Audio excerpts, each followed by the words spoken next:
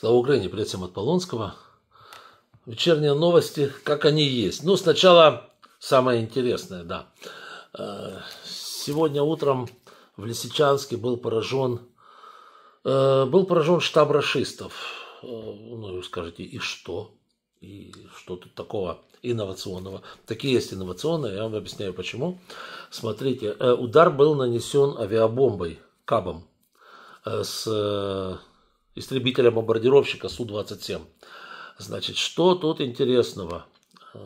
Расстояние, которое пролетел вот этот КАБ, до того, как он точно, еще раз подчеркиваю слово точно, потому что российские КАБы летят куда попало, очень часто.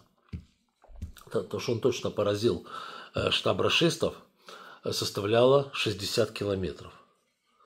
Да, то есть это, по-моему, я могу ошибаться, но, по-моему, это рекордное для этой войны расстояние. 60 километров авиабомба пролетела.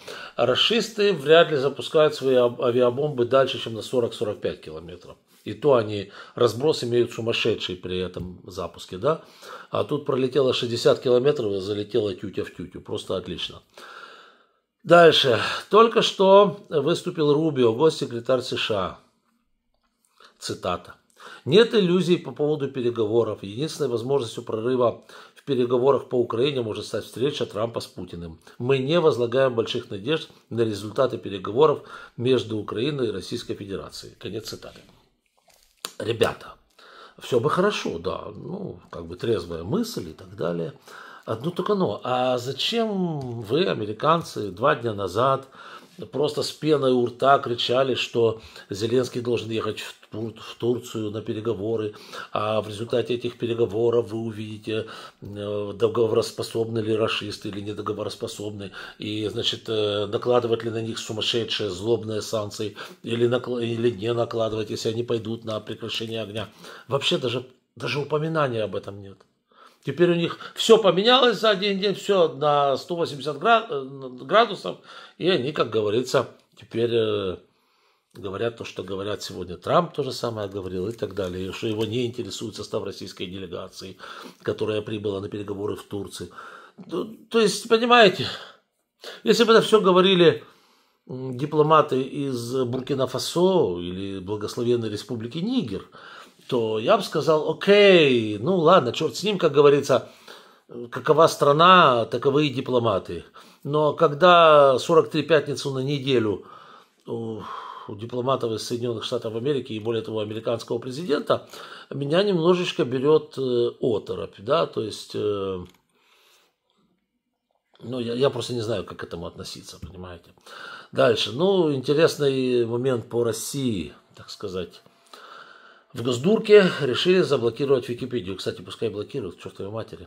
Из-за враждебных трактовок истории. Дело в том, что Россия пользуется выдуманной историей. То есть вообще выдуманной. Историю, которую преподают в российских школах, вообще не имеет ничего общего с тем, что происходило на самом деле. Само собой разумеется, что когда школьники, студенты и так далее, и кто постарше, запрашивают у Википедии ответ на вопрос на историческую тему, то выкатывается ответ на русском языке совершенно не тот, который им рассказывали в школе, да, пропаганда. Само собой разумеется, что в этой ситуации они предпочитают пойти проверенным путем, просто-напросто все заблокировать, сделать из себя эдакую Северную Корею, вот, в ментальном плане, и в историческом, и в культурном плане. Вот, и расширить, как говорится, опыт семейки Кимов на Россию. Ну, пускай. Дальше. Комитет Европарламента повысил на 50% пошлины на сельхозтовары из России и Белоруссии. Ну что, это правильный шаг, но лучше позже, чем никогда, да, как говорится. Но елки-палки, ребята. Дальше. Хорошие новости. Я вот посмотрел тут, значит, Белгородская Народная Республика. Отработка вышек связи. О чем идет речь? Значит, там везде, ну, понятное дело, как и везде, в Белгородской Народной стоят вышки связи 4G, 5G. Я не знаю, есть на России 5G или нет. Уже, по-моему, кое-где есть. Вот. Но они стоят, натыкано их довольно много везде. Естественно, обеспечивают более-менее качественную связь. И, кстати, вдалеке от линии фронта, как говорится, от границы. Вот. Что интересно, что вот есть парочка видео, где наши дроны залетают туда аж черти куда. Причем это FPV дрон, это не, он не летит далеко. А вот там железнодорожная станция, кстати, ну, внизу в описании к данному ролику ссылочка, можете посмотреть. Железнодорожная станция не находится рядом с границей. Она находится, не знаю, километров 30-40. FPV-дрон это для него, скажем так, запредельное расстояние. Соответственно, да, и поражают эти 4G, 5G, эти вышки уничтожаются.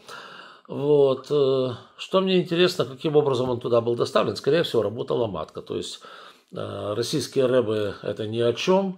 И, как говорится, была выполнена работа. Да, еще один очень интересный момент.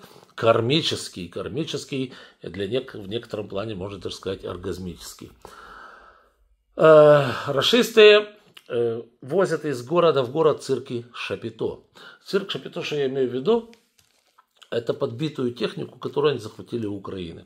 В данной ситуации речь пойдет, там они тягают пару броневиков, один французский, один еще какой-то, я не посмотрел, что там. Вот, тягают их по Забайкальскому краю. Вообще, почувствуйте уровень убогости. Значит, сверхдержава, могучая, пахучая сверхдержава, значит, тягает по своим городам и селам вот этот цирк Шапито с броневиками, захваченными в бою. Ну да, есть у вас, как вам сказать, ну, есть у вас определенные там трофеи, какое-то количество небольшое этих броневиков. Понятно, это война. Мы захватываем их технику, они захватывают нашу технику. Никто с этим не спорит. Но делать из этого какое-то светопредставление, тем паче, если вы себя позиционируете, для нас это нормально. Почему? Потому что мы небольшая страна, которая подверглась агрессии со стороны гигантского государства. И мы здесь в Киеве, я так понимаю, и в других городах тоже, проводили выставку сожженной российской техники, которая была сожжена вот тут в 5 километрах от Киева, рядом буквально, да? Вот, и которую мы видели вот в пригороде, которая стреляла по Киеву, и которую сожгли здесь, чертовой матери. И это действительно гордость сжечь это. Вот. Что же касается России, она страна-агрессор, она страна, которая в 20 раз больше Украины. Да? И таскать наши броневики, парочку, показывать вот этим холопам где-то там в Забайкале, вот те открывали варежки и смотрят. Но дело не о холопах и не о Забайкале, а вот именно о принципе. Значит, один из грузовиков, которые тянули вот эту технику, в частности французский бронетранспортер ВАБ, короче говоря, улетает в кювет, сшибает какую-то машину, по ходу дела легковую, улетает вместе с этим бронетранспортером в кювет, посмотрите, там видео шикарное, кстати, да, и метров за 50 от дороги взрывается в пахоту. Такая, знаете, такое просто, как вам сказать, кармическое окончание этого всего дела, но просто, знаете, невозможно не отметить уровня идиотизма запредельного и уровня кармы, да. И еще один момент по российской делегации, скажите мне, в Турции. Значит, там ей руководит некий организм по фамилии Мединский, который вообще представляет из себя ничто, никого и сделано, и зовут его никак. Он вышел к журналистам зачитать на листке какое-то очередное гнилое обращение, никто этого не слушал.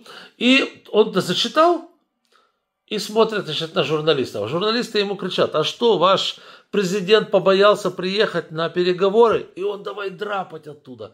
Ребята, это доставляет такое, знаете, такое удовольствие, когда вот эта публика просто-напросто драпает и боится ответить на вопросы журналистов, потому что отвечать ему, по сути дела, абсолютно нечего. Вот. Но, конечно, доставил, как говорится, удовольствие, доставил радость всем журналистам от того, что он просто-напросто убегает даже не от острых вопросов, а мог бы и ответить, что там боится, не боится, что, как. Он просто сбежал. Да, ну и сейчас, по всей видимости, там идут переговоры все-таки при посредничестве США и Турции. Переговоры будут идти завтра. Но еще раз говорю, ребята, ожидать чего-то от этих переговоров в данной ситуации, увы и ах, не стоит. Просто потому, что уровень российской делегации, ну, честно говоря, ниже плинтуса. Вот, поэтому что они там могут решать? Ничего. К сожалению, к большому, Соединенные Штаты Америки не делают тех шагов, не предпринимают тех шагов, о которых они говорили вот еще 2 дня назад, что если Россия окажется недоговороспособной, то будет то-то, то-то, то-то и то-то. Вместо этого они говорят, ну, мы вообще ничего не хотели, мы ничего не имели в виду, Трамп повстречается с Путиным, о чем-то там договорится. О чем вы все говорили вчера и позавчера? Понимаете? Ну, что тут говорить? Короче говоря, все видят. Все видят. Один, значит, так сказать, президент сидит, забившись под лавку где-то там в своем бункере. Второй ездит по арабским странам, заключает меморандумы непонятно о чем. Говорит, 4 триллиона долларов. А что не 400 триллионов долларов? И так далее. Вот. И один Зеленский действительно пытается что-то сделать. Вот. Но танго ж танцуют вдвоем. Вот, поэтому пока что все это происходит очень сложно. Я же говорю, что из всех, кто вовлечен вот в эту всю картину, одна лишь только Украина умудрилась сохранить лицо. Все остальные, знаете, как тот, да простят меня, но эстонцы, но получилось некрасиво, как тот эстонский спецназ, который попытался высадиться на рашистский танкер, но при появлении российского истребителя просто-напросто убыл оттуда. Очень быстро, поспешно, да. Ну, что делать с российским истребителем, показали турки. Су-24, да, ну там, правда, штурмовик был, не суть важно. Они его сбили. Что делать с российским истребителем, показали наши воины возле вышек Бойко. Когда на них налетели российские истребители, их нахрен просто сбили. Вот. Ну, будем надеяться, что эстонцы со временем тоже научатся не улетать, а тупо брать и сбивать.